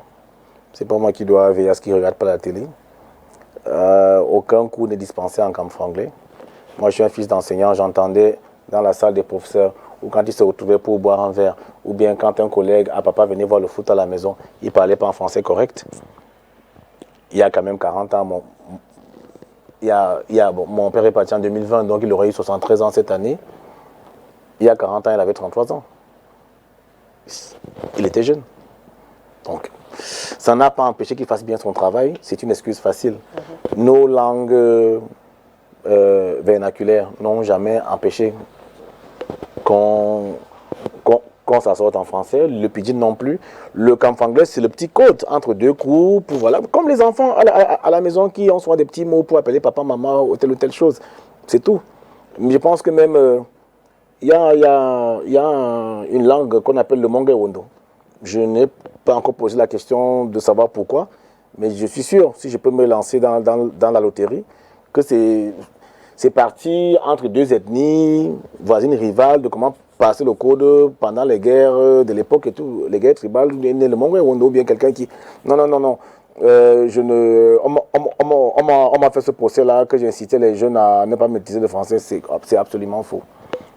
Un enfant qui est studieux parlera sa langue maternelle si on la lui apprend. Il parlera le français. Puisqu'en dehors du français, on lui propose de l'anglais. Oui. Parce que c'est la langue mondiale. J'achète et j'ai envie de lancer un petit coup de gueule. Moi, là, maintenant, devant toi, Oriane, l'allemand me sert à quoi? J'en sais rien. Peut-être parce que vous n'avez pas choisi ce. Pour moi, c'est du pur héritage colonial. Regardez les fameuses langues là. C'est vraiment les langues des colons. Le français, l'anglais, l'espagnol, l'allemand. Le français, oui. L'anglais, d'accord. Dès que tu t'en sors en anglais, c'est parfait. Mais l'allemand, oui, d'accord. Si je ne vais pas en Allemagne, l'allemand me sert à quoi? Tu vois? Donc, c'est des choses qu'on doit revoir. Pourtant, le camp franglais, on peut se le lancer comme un défi. Ça peut être notre Swahili, notre Wolof, notre créole à nous. Pour que, en arrivant au Cameroun, qu'on sache qu'en dehors des deux langues officielles, le français et l'anglais, le camp anglais peut être codifié et validé parce que c'est une identité camerounaise. Ça prône l'unicité. Où que tu ailles dans le monde ou bien dans le pays, dès que tu parles en camp anglais devant un jeune, c'est ce que tu veux dire. Tu peux t'en sortir. Pourtant, si je me retrouve à Garoua devant un gars qui ne connaît que le Fufulde et moi, je ne connais que mon boulot, on fait comment si on ne sait pas parler français? Alors qu'avec le camp anglais, on est ensemble. Justement, à ce sujet, les linguistes estiment qu'il serait difficile de l'officialiser parce qu'elle mute beaucoup. Elle n'est pas statique. Même le français. C'est-à-dire que d'ici 3 mois ou 6 mois, il y a un nouveau mot qui arrive, il y a une déstabilisation et selon eux, il serait difficile de l'officialiser. Mes parents m'ont appris qu'on ne dit pas qu'un adulte ment. On dit qu'un adulte ne dit pas la vérité. Un adulte s'est trompé. Voilà, un adulte s'est trompé. Mais ils mentent. Non, ils se sont trompés. Ils mentent. Encore qu'ils ont certainement leurs arguments. Maintenant, le français évolue aussi. Donc, on pourrait se dire, pourquoi ne pas mettre cela dans l'évolution? Tu sais, je pense que le français a ses mots, ses locutions de base. Il a ses racines qui bougent très rarement. Ouais. Parfois, on peut dire français du XVIIe siècle, français du XVIIIe. Quand tu fais la cour à une dame, tu diras plus, aurez-vous l'amabilité de vos beaux yeux me font mourir d'amour, tout ça. Ça, c'est le 19e siècle. Oui. Maintenant, on inbox, on envoie des points d'interrogation, mais le blanc reste le blanc, le noir reste le noir. Ouais. Je dis ça parce que j'ai vécu une expérience à Paris. Je suis dans un magasin, je vais m'offrir un appareil. Et la dame qui me reçoit, qui me dit l'appareil que vous avez vu quelques jours avant, parce que je dis j'ai vu un appareil ici, je suis sorti avec les 100 € l'acheter parce qu'il était à 94 €. Ah, nous ne l'avons plus, mais dans notre magasin de de Châtelet, tout ça, vous pouvez le trouver. Je vais à Châtelet chercher, elle me dit, oh, il n'y en a plus aussi, mais la dame de là-bas m'a dit qu'il y en avait ici, tout à l'heure, elle m'a appelé devant moi et tout. Et le mec, un blanc, il me dit, elle était comment la dame? Erreur. Elle a demandé si c'est un gars qui sort du pays. J'ai répondu, elle était noire. Le mec l'a rougi. Pourquoi elle était noire? Après, j'appelle ma cousine qui vit là-bas depuis 25 ans. En disant, mais vous avez des soucis ici, vous là? Elle dit, non, on dit plus ça. On dit quelle est de couleur? Elle dit, mais vous fatiguez les gens. Un temps, elle est noire. Un temps, elle est de couleur. Un temps, elle est un peu foncée. Un temps, tu vois. Donc, la langue évolue. Le français lui-même évolue, change, mais l'élocution de base ne bouge pas. Une dame, elle était noire, c'était un blanc qui m'a fait la remarque, je le dis sans racisme, mais c'est juste qu'entre les années 80 et 90, elle était noire. Entre les années 90 et les années 2000, elle est de couleur. Elle est femme de couleur. Les années 2000, 2010, elle est un peu foncée. Et je crois que 2020, 2030, on est à quoi? Elle est un peu assombrie. Il y aura une nouvelle expression. Voilà, donc non. Alors, puisqu'on parle de langue et de français, vous utilisez le camp franglais. Mais en face, vous n'aimez pas ceux qui utilisent le français, le style soutenu. Qui vous a dit ça? C'est un peu ce qui vous pousse à sortir Gromologie. Ah oui. Finalement, qu'est-ce que vous voulez? J'adore ta question. Elle est tellement sincère. Pardon pour le tutoiement, j'ai mis ça en plus à l'aise. Non, je ne déteste pas ceux qui parlent un langage soutenu, sinon je n'encouragerais pas mon fils à avoir les meilleures notes en français. Sinon, je te parlerai le camp-franglais ici du début jusqu'à la fin. C'est juste que je ne pense pas qu'on puisse s'armer de grandiloquence pour venir sur un plateau télé expliquer les problèmes de la société et du pays. Je pense qu'on peut avoir un langage moins hermétique, moins flonflon, pour parler aux gens. Donc, cette façon de chercher les locutions les plus compliquées, non. Et ça se voit quand on regarde le journal après les séminaires. Quand on attend le micro à M. Mbaga, à Apollinaire Gédéon, c'est un nom que je viens d'inventer, pour lui demander la teneur pour qu'il nous fasse l'économie du séminaire. Non, nonobstant la surprenance, bon, vous connaissez la suite, mais il y a toujours un petit Français de 36 ans qui arrive là, qui va vous dire les choses en quelques secondes. Je te dis, mais attends, finalement, on est plus royaliste que le roi. Mais je pense que ça va nous passer, que nous restons que des néocolonisés et que nous nous battons tous les jours à vouloir nous prouver des choses. Il y a encore une infime partie d'Africains qui pensent que c'est en parlant le mieux français qui se réalisent le plus, qui sont le plus instruits. Les gens confondent l'intellect et l'instruction. L'instruction, c'est avoir le maximum de connaissances. L'intellect, c'est avoir le maximum d'outils et de réflexions, pour moi, de solutions. Voilà. Le maximum de solutions aux problèmes de la société. Et nous avons plus de personnes instruites que d'intellectuels. C'est le malheur de notre société. Vous avez un problème avec les débats du dimanche? Du tout. Ah d'accord. Du tout. Mais il y a des moments où je zappe. Parce que quand ça commence, je sais comment ça va finir. C'est-à-dire? C'est-à-dire que quand on me commence à dire non, tu peux me faire ça, attends, tu me connais, on était à l'école. Tu vois, certains qui viennent avec leur diplôme, là, je zappe, tout ça, mais non. J'ai rien contre, surtout que je n'aime pas lire. Je ne suis pas un très gros lecteur. Ça peut être surprenant, alors qu'il faut beaucoup lire pour faire de la bonne musique, surtout de la chanson en texte. Mais c'est parce que je suis paresseux et que je préfère que tous ceux qui sont assis sur un plateau télé avec de très bonnes lectures dans leur cerveau, quand ils les ressortent dans leur bouche, moi je profite, je mets dans le mien. C'est comme ça que je triche. Alors si je pars d'un débat télé, c'est pas que je vais pas ailleurs, non. Je pense qu'il y en a sur nos chaînes locales, sur nos chaînes étrangères, ça débat de partout et c'est moi qui choisis le plateau. D'accord. Alors, on parlait tout à l'heure on est en train de parler du camp franglais, de même que le pidgin. Est-ce que selon vous, et même comment les exploiter, on a compris qu'elles peuvent évoluer. Moi, ici, je parle à l'artiste. Hein. Je parle à l'artiste parce que je sais que vous êtes un peu la voix autorisée, vous pouvez toucher même Paul Biya. Je l'espère. Ne soyez pas pessimiste. On m'avait dit qu'il me connaissait quand j'ai fait il écoute vos chansons. Quand j'ai fait Si tu vois Mago, c'est quelqu'un de très avisé qui me l'a dit. Le président te connaît, fais-moi le rencontrer le président, non. Toi et ta coiffure là et tes tchaka. Tu vois ce dont je parle? Et vous vouliez rencontrer le président, pourquoi? Pour lui parler de... Oui, j'espère que j'allais garder mes moyens. C'est quand même le charismatique Popol. Mais oui, c'était ça le but.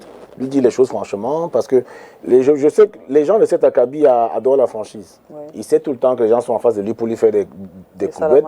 Ouais, je me disais, le jour où je le vois, il faut que je reste moi-même. Courtois, mais lui dit la vérité du quat. Comment donc utiliser cette authenticité que nous avons, parce qu'il faut le dire, le Cameroun, c'est le seul pays au sud du Sahara qui a deux langues officielles, le français et l'anglais. Maintenant, à cela, nous avons ajouté le pidgin, nous avons ajouté le camp franglais. Comment utiliser donc cette authenticité, selon vous, pour nous démarquer une fois de plus, comme c'est fait par exemple au Nigeria? Comment c'est fait au Nigeria? Je ne veux pas... Au Nigeria, c'est utilisé, c'est-à-dire que ces pidgins, ils ont un pidgin à eux, qui n'est pas l'anglais. Ça se voit dans les films, ça s'écoute dans leurs chansons. Est-ce que ici, on peut l'utiliser, on peut l'exploiter aussi pour marquer davantage notre authenticité et comment? Je crois qu'on est sur la voie, à mon avis. Nous avons, j'ai envie de dire, nous avions, pour rester dans l'événement positif, nous avions la crise Onozo Les gens vont mal prendre quand je dis ça, c'est parce que je me projette à ce que c'est fini. Je n'ai pas dit que c'est fini, pardon. J'ai tellement espoir que ça s'achève. Nous avions la crise au Nozo, et vous avez vu tout ce qui est sorti musicalement du Nozo. Ouais. Qui, voilà, comme on dit vulgairement, des artistes d'origine anglophone qui ont sorti des titres. C'est possible d'avoir, peut-être pas du camfranglais, mais de parler en camerounais, de parler en camerounais, de chanter en camerounais, qui est une véritable camerounité dans beaucoup de choses que nous faisons. Les entrepreneurs, les téléphonistes surtout, ont commencé à beaucoup communiquer. Ouais, beaucoup de campagnes dans ces langues-là. En camerounais. Ouais. Il est plus facile de toucher un jeune qui rentre de l'école à 16 h, son sac, affamé, fatigué, stressé avec ses potes. Et à 20 ans, quand on arrivait sur la scène, on était des voyous. Aujourd'hui, tous là sont dans le Wanda, le Mboa, le Ndja, tout ce que je vois là. Ça veut dire qu'il y a une identité camerounaise propre à nous qui est née. Je ne suis pas encore arrivé à Abidjan, mais je crois que quand on arrive à Abidjan, c'est à quoi bah partout. Voilà quoi. Chez nous, on dira quoi. C'est quoi le mot qui peut nous citer. Mais aujourd'hui, nous avons cette façon à nous de tordre la langue française, de créer des expressions. Quand tu dis à un gars qui vient d'atterrir à l'aéroport en provenance de Paris que « Ah, tu es arrivé quand ?»« Oh, je viens d'arriver. » D'accord. J'espère que tu sais qu'il pleut maintenant. Hein? Ah bon? Ah ouais. Il fait aussi chaud mal. Ah bon? Tu vas à Lille. Tu vois? Quand tu dis ça à un jeune Français, tu vas à Lille. Peut-être il regarde sa montre en disant « Mais de quoi il me parle ?» Alors que tu as entendu dire que ça ne sera pas évident pour toi. Bien, tu vas confirmer. Tout ça. Donc, on a une façon à nous de dire les choses qui nous est propre, qui est fort charmante et qui peut influencer les immortels de l'académie. C'est tout. J'ai vu dans les Guignols, je ne sais pas si c'était purement de la blague, mais il y avait Zlatané, tout à l'heure, dans les blagues d'Internet, il y avait une proposition du verbe ukrainer. Ouais. Ukrainer, c'est-à-dire qu'il définit le verbe ukrainer par pousser quelqu'un à aller mener un combat qui va le dépasser. Après, j'ai vu la proposition du verbe poutiner, c'est-à-dire que frapper quelqu'un l'un d'homme très fort sur la tête et attendre que quelqu'un réagisse autour pour finir aussi avec lui. Tu vois? Donc, si eux, ils sont déjà assez blagues, je ne sais pas si cette blague vient du Cameroun ou d'ailleurs, mais l'Académie française est totalement ouverte à toutes les propositions. Alors, en attendant, on ne va pas se faire poutiner ou ukrainer ici. je voudrais savoir, est-ce que Kopo est quelque peu taquin? Bah oui, je crois que oui. Il est très taquin, il aime les abeilles, c'est ça? Non, dans ma famille maternelle, on a beaucoup d'humour. D'accord. Mais est-ce qu'on est taquin? Est-ce qu'on est provocateur? C'est ce que tu voulais dire, je l'espère. Non, j'aime pas quand c'est facile et puis j'aime être différent. Après, vouloir ne pas faire comme tout le monde, parfois c'est risque. Ça peut te rendre original comme ça peut te rendre marginal. D'accord. C'est compliqué. Alors, quand Kopo a envoyé quelques pics à Richard Bona, qu'est-ce qu'il cherchait? Est-ce qu'il... C'était la blague, recherche du buzz, ou il voulait... Je tenais à m'excuser auprès de mes frères et au personnel de Troas, de la boîte Troas qui aurait mal pris, qui ne sont pas très contents. Non, franchement, I'm sorry, je crois qu'on me connaît un peu. Je pense que je suis l'un des premiers à avoir fait un texte de bienvenue à Troas où je les ai sucés, comme on dit dans le langage des rappeurs. J'ai fait la talakou, comme on dit en Afrique, de comment vous êtes de la bienvenue. Après, comme j'ai dit, vouloir être différent, vouloir faire des blagues, ça peut te coûter un destin à la Charlie Hebdo. Donc oui, j'ai taquiné Richard Bona, j'ai taquiné la chaîne. C'était pour finir. Après, Richard Bona a mis les organes, moi-même, je n'ai pas caché les miens. Donc c'est comme ça que c'est parti. C'était juste que non, le mec qui a dit qu'il a gagné, non, dis donc. Je le vois maintenant sur Trasmboa, qui est censé être dédié aux artistes camerounais.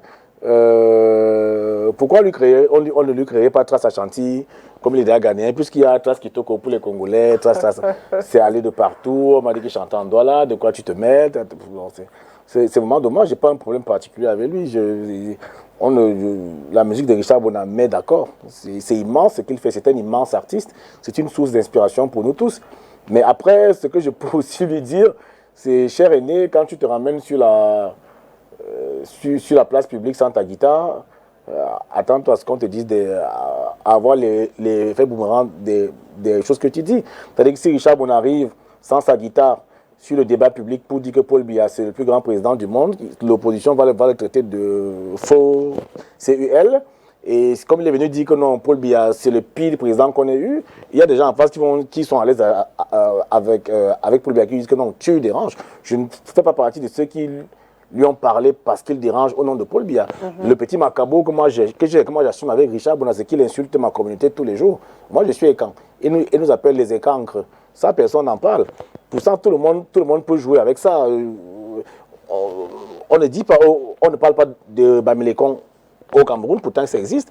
Imagine que je traite les Bassa des Bassalo, hein, ou bien que je traite les Aoussa que les Aoussa en confiance. Donc, enfin, jouer avec les mots comme ça parce qu'on est fâché, parce qu'on est derrière sa vidéo cam de l'autre côté de chez l'oncle Sam, parce qu'on est Richard Bona, c'est trop facile. Donc moi, quand je mets les organes, il m'insulte mon père, ma mère, mes ancêtres, on lui a fait quoi? Si c'est un écan qui est au pouvoir et que l'exercice que cet écan fait du pouvoir ne lui donne pas satisfaction, il a d'autres moyens de le faire. Il est tellement classe, il est tellement intelligent, il est tellement puissant, puisqu'il s'appelle Richard Bona. Donc, sincèrement, it was just for fun. Après, il a réagi de manière très violente, il m'a traité de tous les noms d'oiseaux. Moi aussi, je l'ai traité un peu de nom de criquet. Et puis voilà. On ne pleure pas. Balle au centre. On ne pleure pas. On ne pleure pas. On ne pleure pas. Alors, peut-être là où il faut pleurer, c'est parler de la carte nationale d'identité. Oui, voilà un vrai problème. Alors, Kopo Artiste, qu'est-ce qu'il fait pour cette situation qui, visiblement, aujourd'hui, quand quelqu'un a sa carte nationale d'identité, surtout la nouvelle, on le salue, j'ai envie de dire, avec deux mains. On lui dit, ah, tu es un chanceux. Comment tu as fait? Surtout s'il a eu dans les délais. C'est bizarre comme les rôles sont inversés. On obtient plus rapidement le passeport maintenant que la carte nationale d'identité. Ben, heureusement que tout le monde n'a pas les moyens de s'offrir un passeport ou d'avoir des projets derrière le passeport. Alors, qu'est-ce que Kopo fait dans ce combat-là qui touche tout le monde? Et la question, je la pose parce qu'on a vu, il va me dire, est-ce que c'était un coup de gueule qu'il a fait sur les réseaux sociaux après l'interpellation de cet homme-là qui a saccagé un commissariat dans la région de l'Ouest, qui a été déféré à la prison de Foumbot. Qu'est-ce que lui, en tant qu'artiste, il a fait et pourquoi ce coup de gueule? Bon, le coup de gueule, c'était plus... Alors, c'était comment on dit ça? C'était un couteau à double tranchant, ma publication. La photo qui disait « je veux ma CNI », c'était parce que je militais vraiment pour que les autorités fassent leur travail sur le coup. Je ne sais pas ce qui empêche que tout se passe bien. J'aimerais poser des questions. On m'a dit que les gens avaient de faux actes de naissance, qu'ils avaient 1000 identifiants dans leur papier d'origine, mais bon, je pense que c'est trop facile. Je pense qu'il y a une petite mafia là-bas, comme on commence à en faire dans ce pays, vivement que tout ça cesse. Et puis de l'autre côté, je disais aux followers, aux fans, au public, que c'est quand même trop facile tout le temps de venir polluer les publications des personnalités, des célébrités. Soutenez-nous. Surtout, je déteste quand c'est suivi de chantage. C'est la récupération, selon vous? Oui. Sinon, on n'écoute plus vos chansons. Sinon, on ne s'abonne plus à vos pages. Arrêtez ça. Vous ne pouvez pas vivre sans musique aussi. Il faut arrêter. Quand vous allez vous rappeler que nous ne sommes que des faux artistes là, vous n'allez pas quand même passer toute la vie à écouter la musique étrangère. Non, il y aura toujours une belle chanson qui va s'imposer à vous. Et comme cet artiste ne fera pas de publications pour condamner les autorités, vous allez le bouder. On arrive à un point où il y a une bande de personnes sur la toile qui ont décidé d'écouter de la musique selon l'activisme politique. C'est quand même grave. C'est malheureux. Il y a des gens qui ont décidé d'écouter la musique des artistes selon leur obédience politique. Ah, comme il avait tel, il m'a trahi, je n'écoute plus. Comme il avait tel, il m'a trahi, je n'écoute plus. Écoutez, j'ai des amis dans la politique. J'ai mon grand ami candidat à la présidentielle. Je les vois faire. Et ils sont ensemble. Pas parce qu'ils nous trompent, mais parce qu'il y a autre chose derrière la politique. C'est-à-dire quand un d'entre eux perd un parent, ils vont le soutenir. Si un des enfants a eu un succès, s'est marié, il invite les autres au mariage de son enfant et ils viennent, et ils boivent ensemble, et ils mangent ensemble. Et la semaine d'après, ils sont à la télé. Ils s'engueulent. En train de s'engueuler. Parce qu'il y a autre chose que les débats d'idées. Mais nous, au quartier, on est naïfs là, on est manipulés, on met les organes, comme on dit, alors que c'est nous, voilà, finalement, c'est nous les gros perdants. Mais Kopo, il a quand même dit, il nous a traité de Camerounais poltron. Oui, je trouve que... Ouais. Alors il est devenu tchadien, lui, Kopo. Non, je trouve que c'est un poltron. Bon, je suis allé prendre Mohamed Bouazizi, Oui. ce jeune Tunisien qui n'était qu'un, tu le sais, Oriane, un fruits. petit vendeur à la criée, Oui. un vendeur de fruits. Alors, quand j'ai dit, allez vous immoler comme lui, voilà, allez vous mutiler, c'est pour dire, faites des choses. Après cette émission, moi, j'ai rendez-vous avec un jeune pour qu'on s'assied, pour qu'on voit ce qu'on peut faire. Et lui, c'est moi qui lui ai demandé de m'écrire inbox, parce que, bon, étant villageois des réseaux sociaux, je ne savais pas comment le rejoindre dans son inbox et tout, parce que j'ai aimé son commentaire. Tout le monde est venu m'insulter, tac. Ils vous ont bien tapé sur les doigts, en tout cas. C'est pas grave, je commence à être habitué, tu n'as pas remarqué. Donc, puisqu'il ne se désabonne pas. Comme on dit quoi, qu'est-ce qu'on dit à Côte d'Ivoire tu pleures, mais tu ne bouges pas.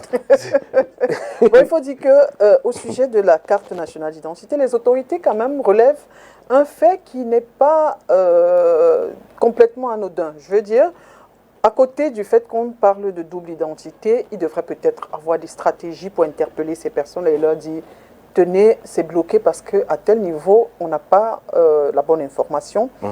Mais autant il y en a qui se plaignent de ne pas recevoir le précieux sésame, le désormais précieux sésame, autant il y en a en souffrance dans les commissariats. Donc, lorsqu'on se plaint, voilà ce qui nous est. Les autorités nous disent, voilà des CNI qui sont en souffrance. À ce moment-là, qui blâmer finalement? Je l'ai dit hier, dans un groupe WhatsApp, le groupe Azamu, à qui je passe un coucou, l'association des acteurs de musique urbaine, on joue au foot le dimanche ensemble et on parlait de ce problème. Ah, moi, j'ai pas imaginé, mais en même temps, il faut éviter les mouvements de masse. Il faut quand même de temps en temps aller regarder si ta CNI est sortie et non, ne même pas bouger. Et comme le voisin a dit que c'est pas sorti, tu te joins à la cause et puis c'est facile de prendre son clavier. Non. Je t'ai dit que j'ai entendu les autorités disent qu'en même temps, il y en a qui ont mis l'acte de naissance, ou parfois quand on veut relancer l'ancienne CNI, les informations ne sont pas concordantes. Mais je pense que nous sommes dans le monde du numérique, du digital, tout ça peut être géré avec plus de facilité. Les populations se plaignent du manque de considération dû au manque de communication. Dire à quelqu'un non, en attendant. Maintenant, on met au bout des récépissés. Jusqu'à la sortie. Valable jusqu'à la sortie, voilà. De l'origine. Voilà. Maintenant, je sais aussi que le récépissé ne passe pas partout. Partout, oui. Il y a des choses qu'on ne fait pas avec le récépissé. Absolument. Et c'est là le véritable drame. Parce que ce n'est que passer les contrôles de police entre deux quartiers et deux villes. Tout le monde se contenterait du récépissé. Mais je l'ai dit dans une publication ce matin, je l'aurais dit ici, quelle est la caméra, je regarde laquelle, celle-là. Il n'y a pas de dignité sans identité. Il n'y a pas de vie sans CNI. Merci. Vive le Cameroun. Nous comptons sur vous, chères autorités. Facilitez-nous la vie. Alors, on a vu Kopo, il a dit tout à l'heure, et il est un grand ami qui est politicien. Alors, lors de la dernière élection présidentielle, on vous a vu très proche, justement, d'un leader du SDF. C'est une proximité qui vous a d'ailleurs valu quelques remontrances des élites du Sud dont vous êtes originaire. C'est ça que tu dis petit comme ça? Oui, c'est normal. Parce que j'ai eu la naïveté de croire que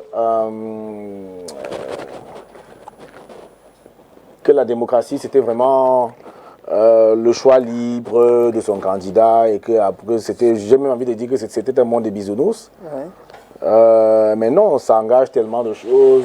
Ton choix politique engage tes frères, tes soeurs, ton père, mes parents à qui on a pourri la vie au village, mon père tout aveugle, assis, en train de prendre de lait en attendant que maman lui serve le repas, qui entend des réflexions des gens qui passent en route.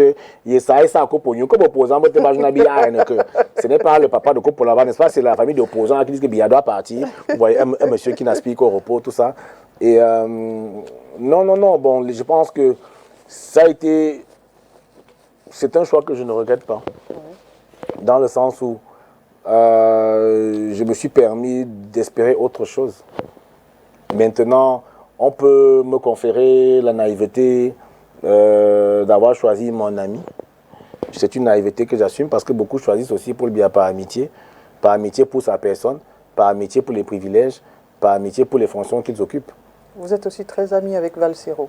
J'essaie d'être ami avec tout le monde parce qu'à part tout ça là... Qui a une proximité avec un autre parti politique. Oui, parce que c'est ça la vraie démocratie. Valsero, il sortait de ses meetings, de ses réunions avec le MRC.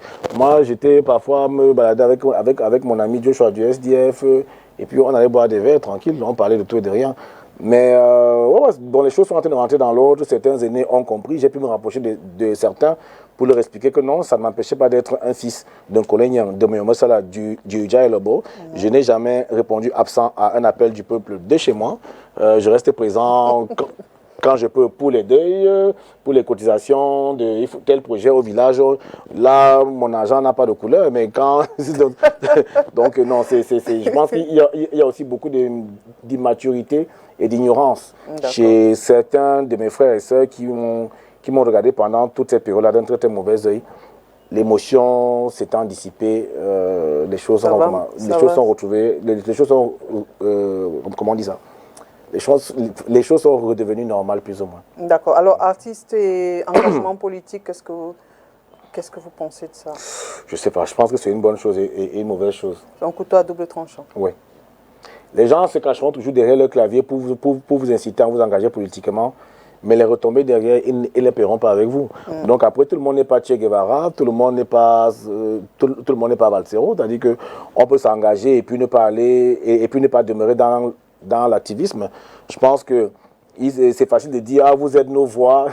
C'est d'abord bizarre d'entendre, vous êtes nos voix, des voix qui dénigrent insultent à longueur de journée dans les commentaires. Il faut savoir ce qu'on veut. Et ensuite, parce que, comme je le disais tout à l'heure, notre population n'a pas encore la maturité nécessaire de voir les gens autrement, malgré les engagements politiques. Les gens s'acceptent malgré leurs différences de religion. Les gens ont même déjà commencé à se forcer à s'accepter malgré leurs différences d'orientation sexuelle. On a vu une autre homosexuelle dans un village bantou là-bas, chez moi, là-bas, chez les Écans. Maintenant, pour des différences de convictions politiques, ça s'étripe, ça se bloque sur WhatsApp, ça se fait ceci, c'est de l'immaturité politique, c'est tout. Très bien. Vous êtes chroniqueur télé, animateur radio, acteur, rappeur, employé chez les téléphonistes, c'est comme ça que vous les appelez, copo, multicasquette, dispersé ou, une fois de plus, inconstance. Multicasquette, dispersé. Ou inconstance. Ou inconstant. Multitâche. Tu as dit multicasquette. Oui. Diversifié. Inconstant. Dispersé. Multicasquette. Dispersé. Copo, on va à la fin de l'émission. J'imagine. C'est toi qui ne m'aides pas. Compte avec moi. Multicasquette. Oui. Dispersé. Oui. Ou inconstant. Inconstant. Oui. On s'arrête là. Multitâche. Je crois que c'est tout à la fois. Donc parfois c'est utile et parfois pas. Ça m'a parfois servi et parfois desservi. Alors Copo, qu'est-ce qu'on dit? On laisse? Que j'ai pas vu le temps passer, mais comme tu l'as dit, laissons comme ça. On laisse comme ça. On laisse comme ça. Alors merci beaucoup Merci. Simon Patrice Minko Copo. Ça va? C'est encore mieux de dire Copo, non? C'est plus léger. Ouais. Mais il fallait quand même que les téléspectateurs sachent que tu as un nom derrière cela. Minko, Simon Patrice, né le 16 janvier 1976 à l'hôpital de Djumbolo à Yaoundé. Un des rares Camerounais à être fier de son âge. Merci beaucoup d'avoir accepté notre invitation et avoir répondu à nos questions avec beaucoup d'humour. Et on est souvent très sérieux le jeudi soir. Merci d'apporter cette petite fleur-là ce soir. Mesdames et messieurs, merci à vous d'avoir été des nôtres et à jeudi prochain.